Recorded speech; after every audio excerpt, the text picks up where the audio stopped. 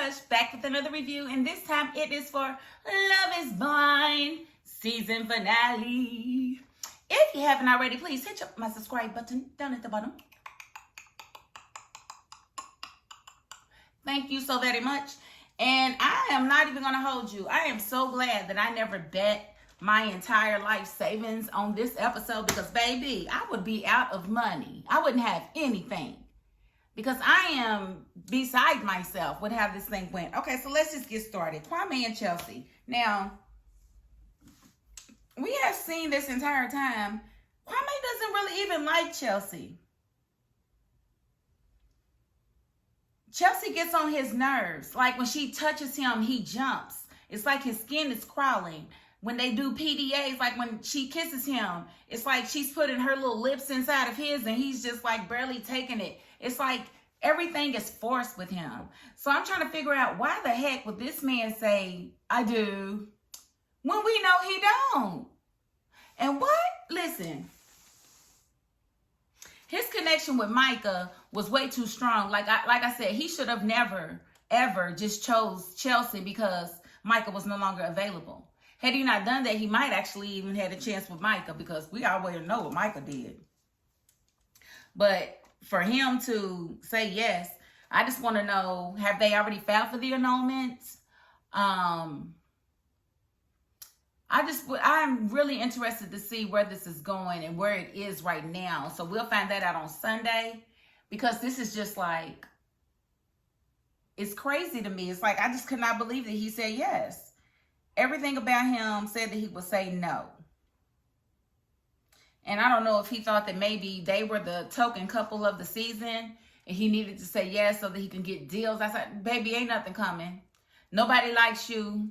And we think Chelsea's weird. Well, the people that I know think Chelsea's weird and nobody likes you because you don't like yourself.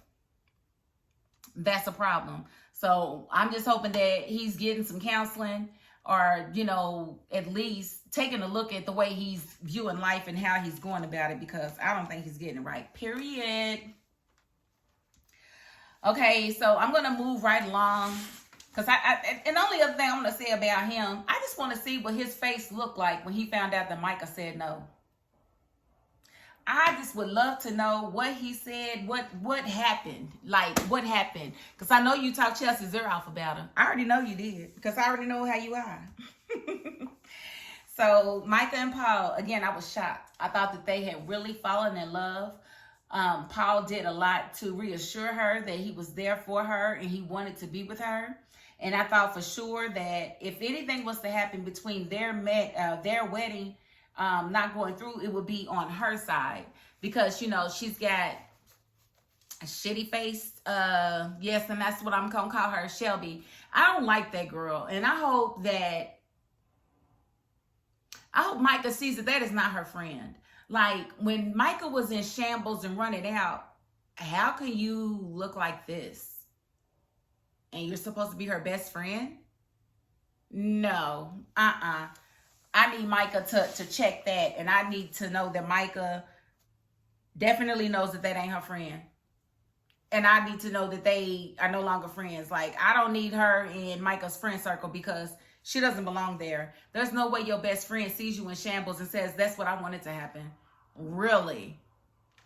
That was trash. She's trash. There's nothing good about that girl. Nothing good about her. And I ain't gonna hold you. I was kind of mad at Paul at first when he said no because I was like, man, this girl really is into you. What are you doing? And then his reasoning made it all make sense because remember when we first met Micah, she was a mean girl. She was very nasty to the other girls and very inconsiderate. I remember, I think it was, I say I remember, but then I say I think. I believe it was Jackie that was crying on the couch about her love triangle. And I do believe that it was Micah that was saying, this is crazy. This looks crazy. I believe it was her. Like, but what do you look like sitting there crying at the altar because the man that you thought you was going to marry said no to you? But he said it because he didn't feel like he couldn't find the nurturing, you know, sense about you, that nurturing aspect of what he would see in his child's mother. Meaning he don't think he had babies with you because he don't think he's going to be a good mother, which it makes sense because mean girls are not very nurturing. They just aren't until they come out of that mean girl status.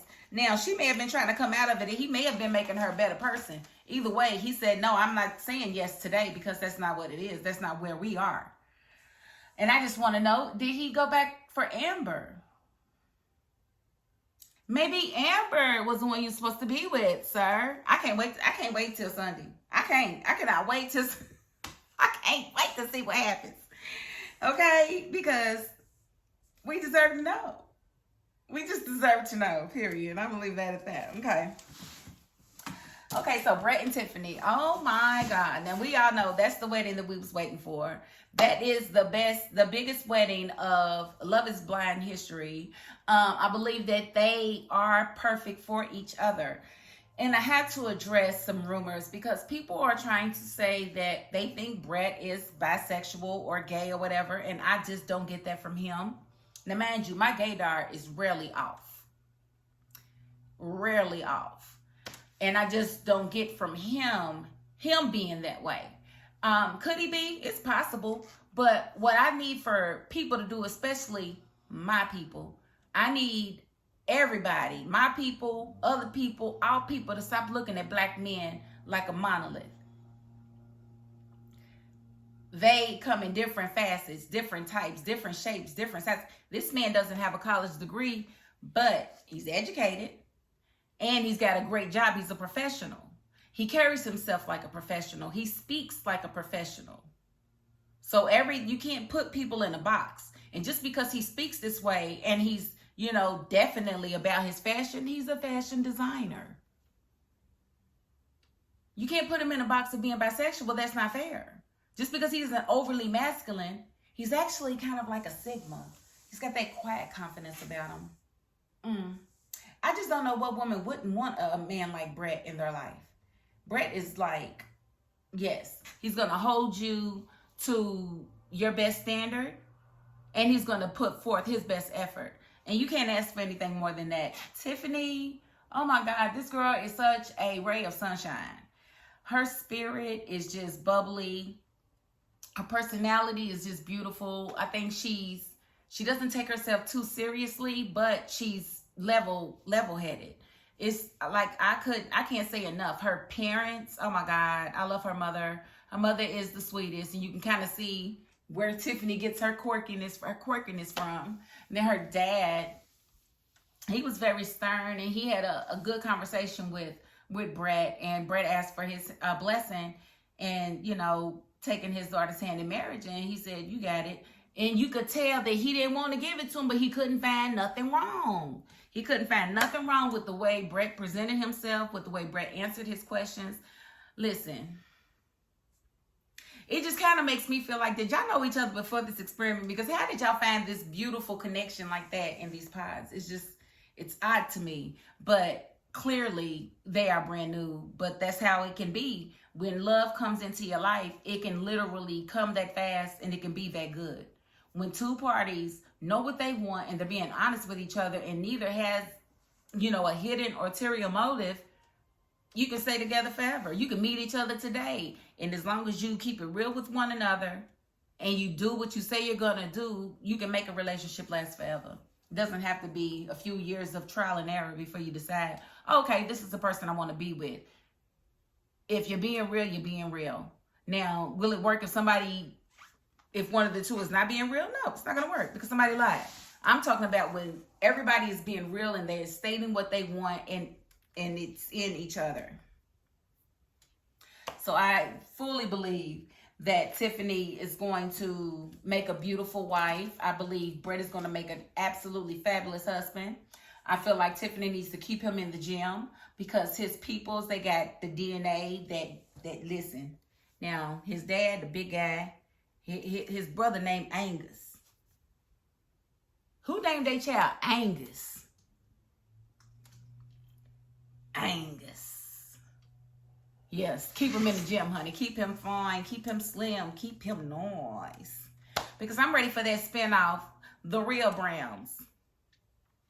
Welcome to the Real Browns, or what's up to the Browns? Because we already got the Browns, but we got to figure out something because I love them and I don't want it to be over. I want to see what happens with them. I need them to have some type of spinoff. I need them to do something to come back to give us an update at some point. Some of these couples are going to have to start doing that. Come to the reunions and tell people how their relationships are going or whatever. The ones that actually last. I don't know how many have actually lasted, but yeah, it's quite intriguing. And their wedding, oh my God, Brett's clothes not fitting. I felt him. You got a right for your suit to fit, period. If you don't like it and you have time to go get the alterations, go get the alterations. I don't see anything wrong with it. And I think he was well within his rights to do so, especially when you look at how he looked when he walked into the tailoring shop and how he looked walking out. It was a total different cut to the suit. And if that was his vision, then that's what he should have. And I'm not mad at him for being upset about it. He can be upset. But I just need people to look at this couple, look at Brett, look at Tiffany, and understand that all black people aren't the same. Does she appear to be an angry black woman to you? She's had many, many heartbreaks. But is she bitter? No. A lot of us are like that. But we get put in a box. Stop putting folks in a box. It's not fair. You don't want to be put in a box. People say, all men cheat. Did you try all of them? No. Then how do you know they all cheat? When you think like that, your confirmation bias makes sure that you never have a man that won't cheat on you. You won't choose that guy. You'll choose the one that you know is going to cheat because that's what you expect anyway. It's weird how the man works, but yeah, careful of that. But kudos to Brett and Tiffany. They are the best. And I also appreciated Marshall coming to support Brett. That was dope. I'm sad that he's still sad that Jackie did what she did, but baby, you dodged the bullet. And it could have cost you a lot of money. That is a trash compactor. You did a good job getting away from her, okay? All right. So let's talk about Bliss and Zach real quick. Now, I definitely love their relationship. The only thing about this thing I want to talk about is her dad. I do not like him. There's nothing about Bliss'S dad that I like. And I could tell that he had a tumultuous relationship with her mother because when they were standing there about to walk Bliss in, every time her dad would say something negative, her mom would say something positive. Every time her dad would say something shady, her mom would say something to encourage her. And it was like, you know what? Her mother, I need her to go around the country and giving mothers lessons on how to, build their daughters up, how to support their daughters, how to be there for their daughters, because she is just a beautiful being. Her father is crap. He is a narcissist. He is one-sided. If it's not his way, it's no way. And I just don't like him. There's nothing about him that I like. I don't like the way he was talking to Zach. I don't like the way he dismissed Zach because Zach didn't play golf. Who cares about golf? Only you care about golf, guy. She didn't have to have men that plays golf. And you judged him on that. Nothing about him that I like, but I was so happy that they said I do and they did get married. So I am super duper excited to see this reunion on Sunday, and it's going to be live, so we don't know what we're going to see. Like, I wonder where they have like a 10-second like time lapse where if something happens, they got time to cut it out. It's crazy. I can't wait to see it though. I ain't even gonna hold you. I ain't gonna hold you. I can't wait to see it. I can't wait to see where Tiffany and Brett are. Maybe she's pregnant by now because she showing up said we got to go up to this bridesmaids to this what she say, Brad suite and get it in. She said, come on. They are too cute. If you don't love Tiffany and Brett, I don't know what's wrong with you, but I was happy for Bliss and Zach. And I'm also happy for Paul that he got away from Micah and her lizard chin. I'm so happy he got away from her because he saw something and he's a scientist, so he's going to think analytically. He's like, this isn't going to work in the long run. She's a mean girl, and I don't want a mean girl raising my kids. Good for you, Paul. I've got your back. I was mad, but I'm not mad. It totally made sense to me. It's like, okay, so he saw through that, and they probably had some situations come up that we weren't privy to because they wanted to surprise us. They wanted to push us with that. But they're the only ones that didn't say yes. So, we got 3 married couples, so we'll see what's going on Sunday. I'm excited. This was a good finale. I have no complaints. So again, if you haven't already, please hit my subscribe button down at the bottom. Thank you so very much. And if you are not the subscribing type, that's okay. You got to the end of this video, and that's more than I can ask of anyone. Thank you. And that is my $5.02. Peace.